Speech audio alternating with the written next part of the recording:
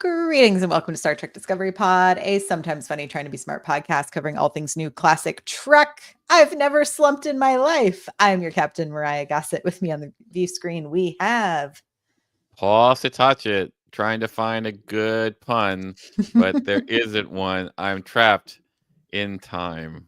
Oh, trapped in time. Also, what I said is not true. I slump all of the time, and You're it's a slumper. bad. I am a Myrriah the slumper. slumper. I am a slumper because I crouch over my computer all day, every day. Tonight, we are continuing our series covering the animated series of Star Trek with the Terratin Incident. It's so hard to not say Terran. The Yeah. Terratin Incident and the Time Trap. So Time many trap. T's. This Trapped. episode pairing. They're trapped. They're trapped in time.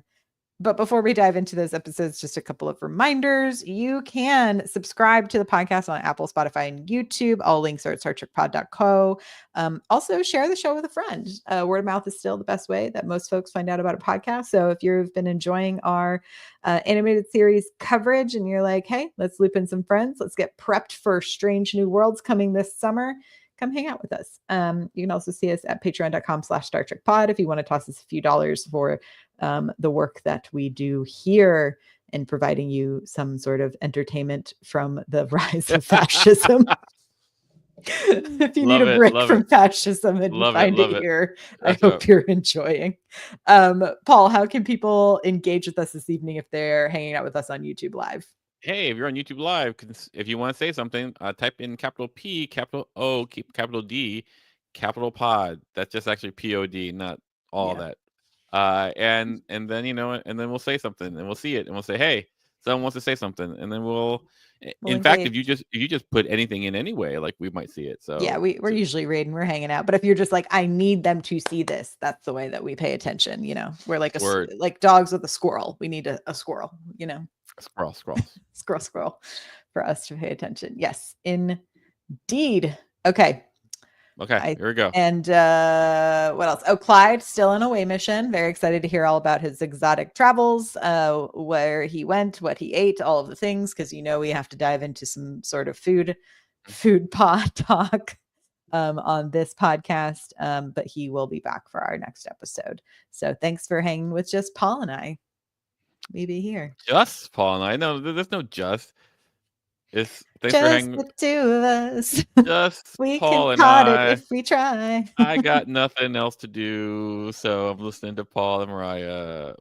Just the pot of it. Just the pot of that's good. That's very good, actually. Thank you. So good. This is A quality, A+ material right here, guys. Notch. Okay, I think it's time for some.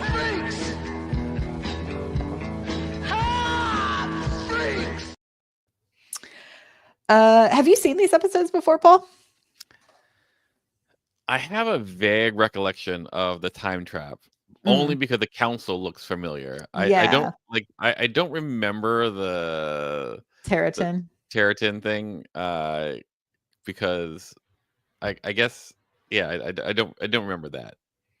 Yeah, the Terratin is definitely one I didn't remember, but I think it's a fun use of animation. And that's kind of my hottest of hot freaks of that one.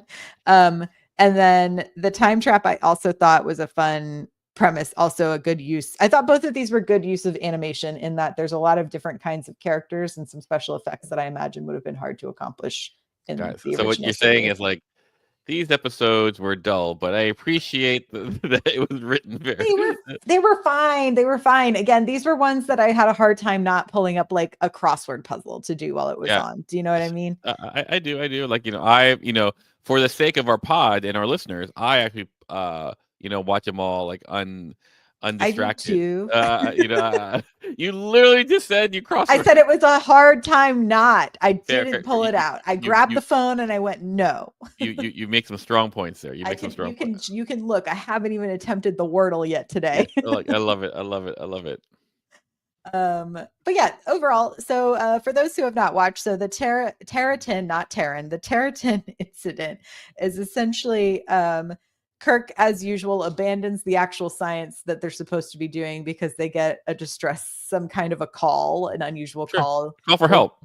A call for help, if you will. They get there, and then what's fun is to me is them trying to figure out if the ship is getting bigger or if they are getting Yes, smaller. that's right. I thought that was such a funny way to think of it at first. Like the ship seems to be expanding. Yeah, And eventually they realize no, they are shrinking, and they're shrinking at a pace that will eventually lead it to where they cannot use any of the controls of this ship. All of this was really just a ploy of a group of people who were at one point it's seemingly like settlers on this planet, and then the planet caused them to become small, and then it yeah, just became a genetic trait of the people. So now they are teeny, and when I say small, I mean like teeny tiny, like the size of like a pinky. yeah. And they needed help getting off of the planet, which that's the core of the plot. It's pretty simple, but the problem solving and the like Honey I Shrunk the Kids of it all was very fun to watch. I think very is a Yeah. strong word, and fun is also a strong word. Yeah, I do wish, because this is a kids show, it would have been more fun if there were more hijinks of it all, you know? Sure, sure, sure. Like, Yeah, yeah, yeah. I suppose, like, in yeah. this way, I wonder if I was to watch it with my nephew, if he'd go like, "Oh, that's so funny. They're so small." Yeah, because really the only like major incident is when Nurse Chapel falls into the goldfish tank. Yeah, and nearly drowns. I love that. Yeah. It's like so sad. I was like, girl, you can't swim. Yeah, no, yeah, no, I think that's yeah, no, I found this episode hard. Because like nothing was like everything just seems so dumb as to how they were going to solve these problems. Yeah. To me, like as an adult, like I couldn't put myself in kid brain. Whereas I Mhm. imagine a kid might go like, "Oh, this is like, oh, this is so smart. Mhm. I'm gonna make this a Rector set and blah whatever." Where Yeah, I don't know. It's like it is a very kid-friendly premise for an episode, right? Mhm. Of like, oh my gosh, I've been shrunk and now I have to figure out how to use all these like giant things. And like, yeah, how do you accomplish that? And it like I guess the most interesting kind of fun was like when they had to transport Kirk, and you have Scotty being like, heave ho, fellas, like yeah, pull on the crazy. controls.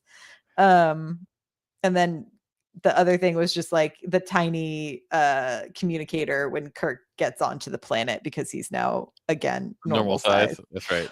Which to me, I was trying to figure out the logic of, I guess because it became a genetic trait to the people, but when they did finally transport the entire city onto the ship, I was like, aren't they worried they're going to The reconstruct as like, a city onto the ship. yeah, normal size city onto the ship? Like my question was like, why was the uh they made a small size communicator, right? They Yeah. said like this is a small.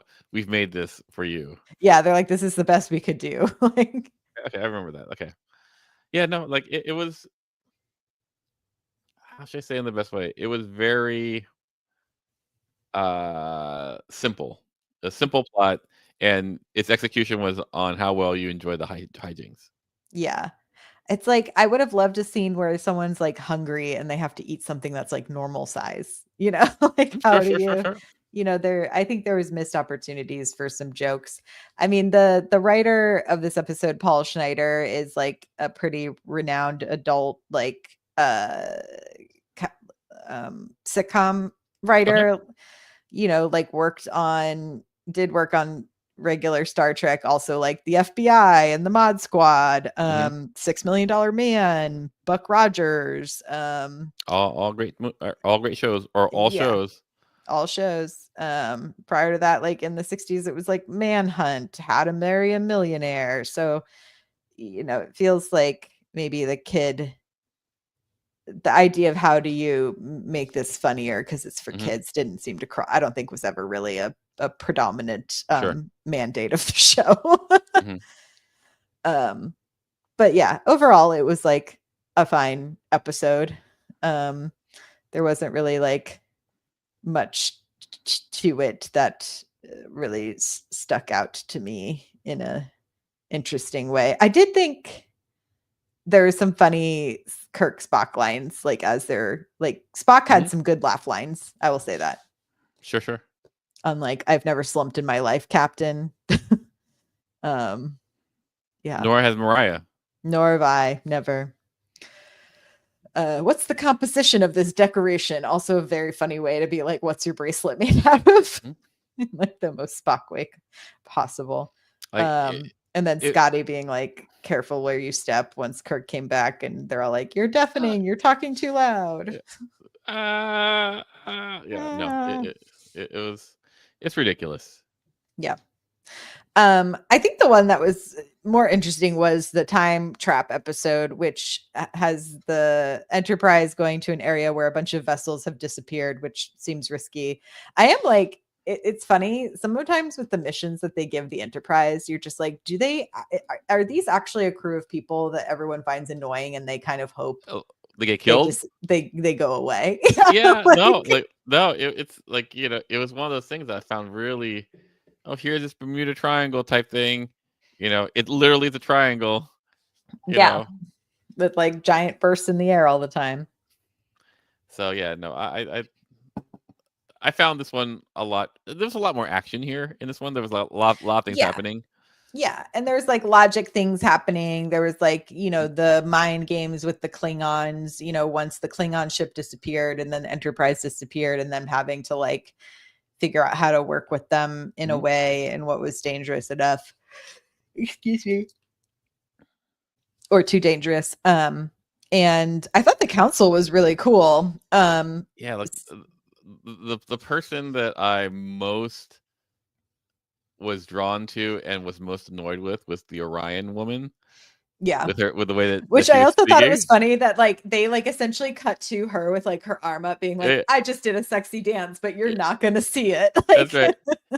And the way she's just talking this whole time, like, I know we've gotten so used to like the Tendi version of an Orion. Like, is it like a SNL? It's like breathy. It's very like the Californians. Exactly. That's what that feels. It also going like, are they doing this on purpose? Is Michelle doing it?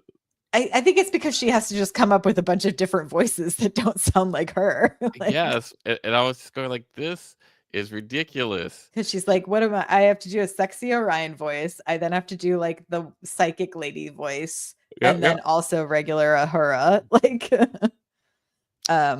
but the major species that I could identify, if other people saw other ones, there was the Andorian, there was a Gorn, a human, a Kurt, whatever that cat Kizin. A Kizin, sure. Kizin, an Orion, a Romulan, a Tellurite, and a Vulcan. Yeah, no, I didn't realize the Gorn was there, but yeah, there was a Gorn. Well, there you go. Pretty crazy. I think it was really. I was watching it this episode, and I was thinking like, like, could this have translated to a live action episode? And would I be interested? Whereas like the Honey I Shrunk Your Kids one, there was that episode in Deep Space Nine where they shrunk the Defiant, and that was fun enough, but partly because it was also dealing with, there were two groups of people. There was the people on the tiny ship, and the people being taken over by the Dominion. Whereas this episode, I was like, oh, I could see this, like someone going like, this should be an episode, and if you were to shoot it live action, it would totally work, because you have the Klingon fight in the beginning, you'd have the trap in a graveyard, like a space-time anomaly graveyard, and a way out and a twist. In fact, it might even be a good episode, if not for the fact that they have the breathy Orion as head of the council, and then the weird psychic character who's like, there is a Klingon war machine inside the engineering room. There's a bomb, Captain Kirk. There's a bomb. Yeah. But yeah, I love the idea of like I mean, that's such a fun, I think, thing like for a fan service bit too, is when they do those shots where it is like, here's all of these ships, have fun figuring them all out. Yep. And getting to do that. Apparently, yeah, the ship that they mentioned had like the first ever warp drive. That's the only time that ship's ever mentioned in anything. And I was like, that's also not true, like in the canon of it all now. But it is like funny that I guess maybe because it was lost into this portal, Yeah, sure. they've forgotten about it. Yeah, no, um, in some way. But yeah, the council was cool, and I agree. It would have been like fun to see it in live action, but I do think because it's animated, it's like easier to do all of these different types sure. of characters. 100%. Although I thought it was so funny that the main dude essentially looked like he was in a weird Superman costume. Did you also clock that? Yeah, that was weird. Like I was going, what's happening here? Because when I went to pull like a screenshot for like the YouTube preview, that was one of the options I looked at, but it was really pixelated, and I was just like, "Who is this guy? Like, who is this sexy guy?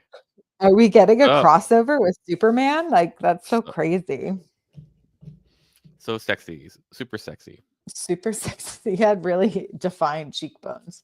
Yeah, the other thing for me that was weird, I was like, oh, did all these ships really just get stuck because their dilithium crystals weren't working? And then I also thought, don't Klingon ships not use a dilithium drive, or am I thinking of Romulans? Romulans, Yeah. Romulans use like a forced quantum singularity, but apparently they would still need to use dilithium for some reason because like they were affected by the burn. Mm-hmm. Yeah, because that was my other question of like, if all of these ships have landed here and it's seemingly the reason they can't get back is because they don't have enough power as singular ships, and then eventually they all run out of their little batteries. I'm like, but do all of you use dilithium to like power everything? I mean, that's kind of like what, like there's a difference between dilithium is used to, this is where we go into heavy geek, according to the, NC, whatever, into the Star Trek Enterprise D manual, the reason you use dilithium is because dilithium can hold both antimatter and matter to create a positive, in an interaction, so the power can come out of that. So without that container, you'd have some kind of explosion. So this controls the collision between matter and antimatter. Okay. To allow so then how do the Romulan warp drives work? The Romulan warp drives apparently have a forced quantum singularity, which is like a mini black hole, and from there it irradiates or something. I don't know, but yeah, maybe we can have Dr. Aaron come on and explain it to us sometime. But then because the Romulans were also affected by the burn, you'd have to assume that dilithium is used for some other purpose in regulating or something in and despite the fact that like the warp drive is only the power source, like the warp coils create the power of the cell, if you will. Yeah, exactly. So here's the thing that I don't understand: if all those ships lost power, how does everyone breathe for hundreds of years? Right. That's the other question. Because they weren't like Scotty wasn't like, oh, and then we can't like warp anymore. It's like then we lose power. That's right. And then I don't know, like the ISS runs out of power, people are dying. Yeah, it's not good. It's not good. And so I go like, there's something, because they're really kind of chill here. I mean, yes, they're living longer, but like, where you're getting your food? Yeah, replicators don't exist yet. Like a lot of things like don't entirely make sense. Yeah, in the way that it's explained to me. I'm sure. Right, like have they explored? Are there like actual worlds? Are they just hanging out in this ship graveyard all the time? Like, what's the situation here? Have they like the Martian style figured out how to farm on all is there like a seed ship? Maybe they just science the shit out of it. Maybe. I mean, that's a lot of different species to be able to hopefully figure it out. Or they're just like, or do you think there's like a weird they're like violence not condoned, but it's Uh-huh. because once a year they have a big tournament where people are selected to be the food for the rest of them. Like, you are on something. I love it. I love it. I love it. This is not the first time that there's been a subspace graveyard, right? Like, Yeah. I think there was an episode of Voyager that was doing this. Like, you're the big Voyager Mhm. fan, right? Yeah, I had it up. Hang on. It's The Void. Uh-huh. Yes. It's like escape is possible with the cooperation of others. It's like the log line. But yeah, they get sucked into the absent of any matter, and there's a bunch of other starships were there. But essentially, like the shields and transporters and like all of this stuff uh is set upon by another. Anyway, I'd have to rewatch it. It's been a minute since I've watched Uh-huh. the Void. It's from season 7. Um, So but here's yeah. the thing that I've always find funny about these episodes, where it has like the pocket universe episodes that suck out your energy. And so imagine you're in space, and remember, space is very big. Mhm. So So I'm here like, even how big's the void? That's my question. Like, how big's the well, pocket? let's say that the pocket is like some extra dimensional thing. I can accept that. Surprising way I accept, I Like guess. liquid. What was it? Like liquid space. You remember that as like Yeah, a yeah, yeah, big yeah, plot yeah. line? Fluidic space. Fluidic space. Yeah. Yeah, but so there's a hole that people get stuck in. It's like think of it as a pothole. Hmm. How many people fall into this pot? Imagine like the whole Earth is space, and there's one pothole, and all these people keep on falling into this pothole. Enough people that that basically, you Like, you can. think some species would have set up like a rescue mission or like started to try to figure something out from the other side. I mean, I guess that's why the Enterprise was sent there, but Well, but how long? How long could you last? Like, I mean, how many? it's Like, let's say you're the first warp ship to get trapped there. yeah. When's the next ship coming? I guess, yeah. How long between like these Like, new entries of people? yeah, It's because like if this is a major interstellar highway, then you would kind of expect people to go, oh, there's a hole here. yeah. And if there's It's not a major, yeah. Anyway, yeah. I mean, It's also interesting now. It's like, oh, I wonder what happens to that whole like community now that they know that you could escape if you used like they're what they really used. pissed. You know, They're like, I imagine they go like, oh, I would we've love been to. out engineered. Like, uh, I would love to see Orion again, but I can't because, oh, never mind. I just like made the wrong choice. yeah, I'm just like, if I don't know, if I was like that council of people, I'd be like, shouldn't you doesn't don't you owe your population the opportunity to be like, do I want to join this crew leaving or not? Well, yeah, everyone they explained in the episode though. They go, everyone has to like get their own will broken. Right, but that's what they were talking about, like Kirk Yeah, and the Klingons but having but their but will but but, but, broken. but all these other people, their wills are already broken. They tried, I and they guess just they're just like, yeah, they ain't going nowhere. They're gonna explode. I mean, maybe they think they just explode inside of there. They don't know what happens on the other oh, side. fair, and they're gonna live forever ish in this That sounds apparently terrible. in this Orion ship where she dances forever, I guess. Like Yeah. it seems a little dark, and And a lady reads your mind. It feels very like Foucault's panopticon of this like group of people who can read each other's minds. it's not best. It's not my favorite. It's not the way I would choose. Yeah, it's giving very Paradise. Hmm. Did you watch Paradise? I did not. I was told it was pretty good. It's good. I enjoyed it. Um, yeah, very, very that vibe. Um, if you had to live on one of the main species like ships as like I don't know, your shuttle craft went through the Hmm. portal and you're on the other side and now you have to pick which community you want to live with. Who would you want to live with? It's really tough because they all seem like to blend into this like falling asleep dead people kind of thing. But assuming they kept their distinct personalities, like I think that I would probably do best with Vulcans. Mm. Though after watching Lower Decks, I'm much more open to Orions. Yeah, I was like, I think Vulcans or Orions would be fun. I also think it'd be fun to hang out with the Kirzin, like the cat people, just because I'm like, I like cats. So Because like Avatar, so you can hook up with a cat. no, so that I can just go pet a cat.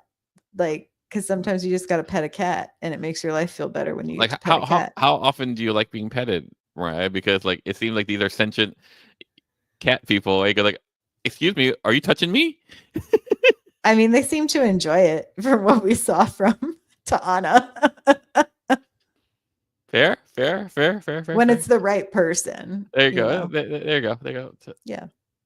You know, like literally, I was this old, like right now, when I realized that Ta'ana and whatever her name is on the animated series Enterprise are the same species. Yeah. Like I literally just it just connected right now. Holy crap! My world, Explosions. my brain got sucked into subspace. Yeah, I'm also like, who could figure out a way to have the better food? That is the ultimate question. Yeah, I don't know. It's Like definitely not the Gorn. definitely not the Gorn. Yeah, like I bet the the Romulans are low key good cooks. No, actually, I take it back. There's there There are is humans, but yeah. I take it back because there is an episode in Next Gen where they're having gray soup and like like I think Picard shits on like their soup or something like that. So yeah. not Romulans. Well, I feel like the way that what's our Tellarite character from Prodigy? Anyway, he seems to enjoy food. Yeah. Maybe they'd be doing it up. Why am I losing his name? I know. Jacob Pog, yeah. Yeah. Yeah. Jacob Pog seems to really enjoy food. I don't know what they eat predominantly, but yeah. He's the only Tellarite that I like. Yeah. Not to be racist. Heightest because he's short, and that was what also makes him different. Well, I don't know. He's. I think there's going to be I feel like I've heard there's a Tellarite in the new Academy series, so I think that'll be interesting. Really, that's a choice for makeup. Yeah, for sure. Can you imagine sitting through that every day? Wild.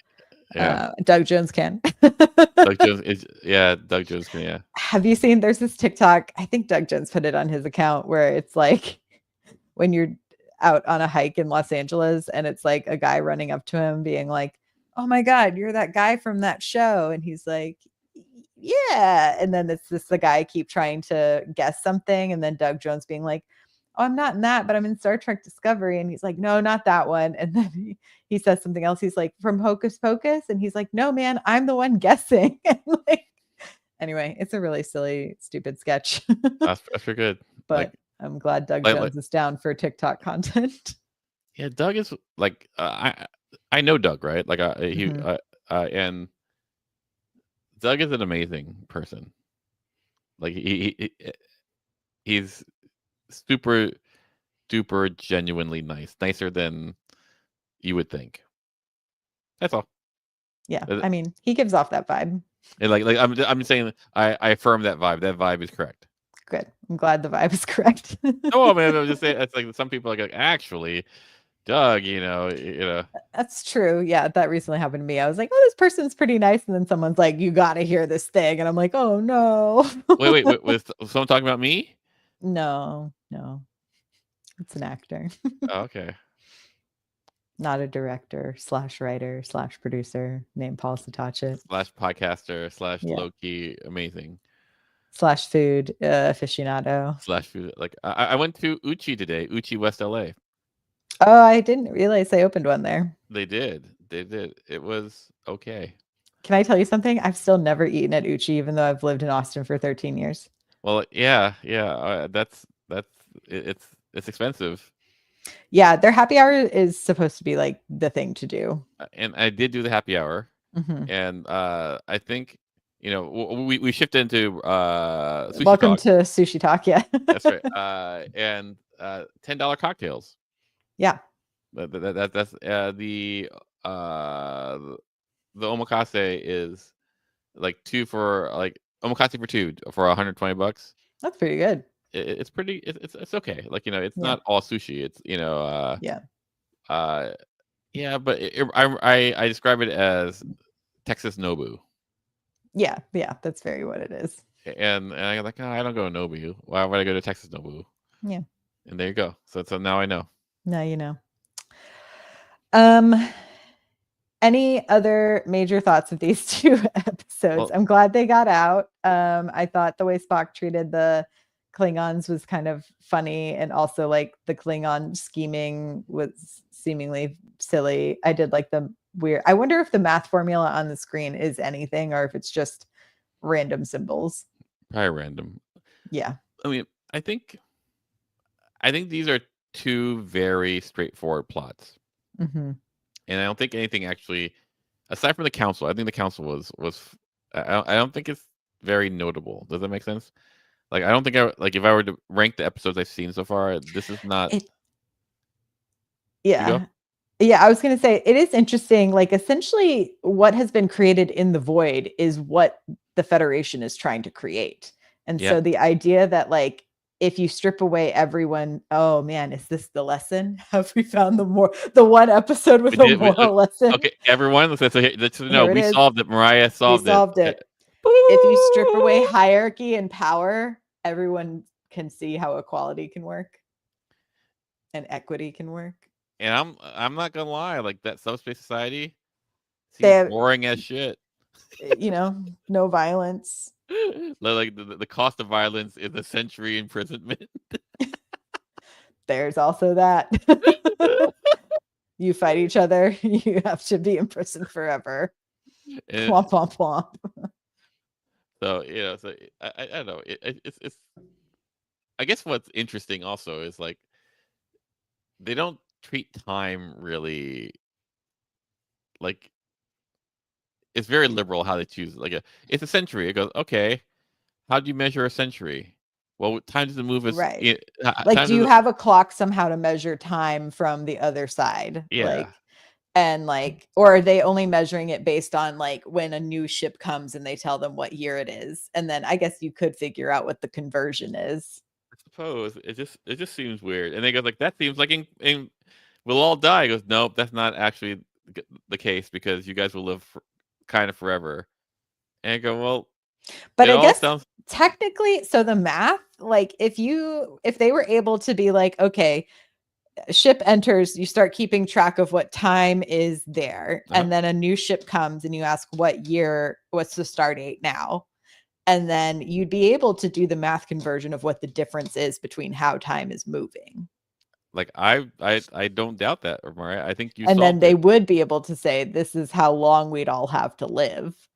Like, and then I'm like, do you take in population concern controls? Like, what is that? Because if you're having all these people around that are going to live forever, that sounds like a drain on potentially limited resources unless they found a way to have replicators. Yeah. But they don't have energy. So how?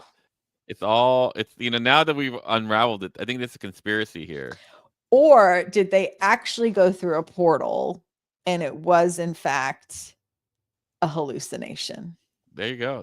That was truly about how they could potentially have a working relationship with Klingons. And the warning was you do still have to watch your back, but you can have a way forward. I actually think that what this is like there's probably a bridging episode where this is the bridging episode. You go in here, and if they went the other way, they would end up in Peanut Hamper's brain. There it is. There it is. We solved it, right? Like we solved it. Like this is like what's it called? What's the movie called? Like Being John Malkovich. Yeah. Being John Malkovich, but like 30 years ahead of its time. Captain Spock, yeah. That's how advanced this show is, guys. Like it's 30 years ahead of its time. We're just catching up. Just catching up. Well, yeah. I think that's all I really have to say about these episodes. Sorry, guys. Like I think these episodes aren't the juicy things that we hoped. Yeah, it lacked like some funness. I'm excited for have you ever read the short story The Soft Weapon by Larry Nevin? No. So episode 14 is also written by Larry Nevin, and it's an adaptation of that short story. Interesting. Now I'm very interested. Yeah. So it's like a rare artifact around slaver culture. So I have a feeling we'll have a lot to talk about in how they're using the show to discuss historical, American history. So we shall see. Like the Louisiana Purchase? The drag queen? Yes, the drag queen. Thank you for hanging out with us, everyone. Thank you for hanging out. Yes, next week we'll be talking about episodes 13 and 14. Thank you again, as Paul said, yes, Kieran says the quality gets better with the next 2 episodes. I agree. I was like, oh yeah, we have a Margaret Armin episode and a Larry Nevin. I think we're going to be in better hands. Roger that. Actually, I thought King was talking about our podcast. Oh, we get better. Yeah. Next 2 episodes will be better once Clyde's back. Everyone's just waiting for Clyde to come back. Who knew that he was the key? He was the touchstone. He's the anchor. Yep. We missed you, Clyde. We will see you next time. All right, y'all. Okay. Until next time, thank you so much for listening. Thank you so much for watching, and live long and prosper. Bye-bye. Bye-bye.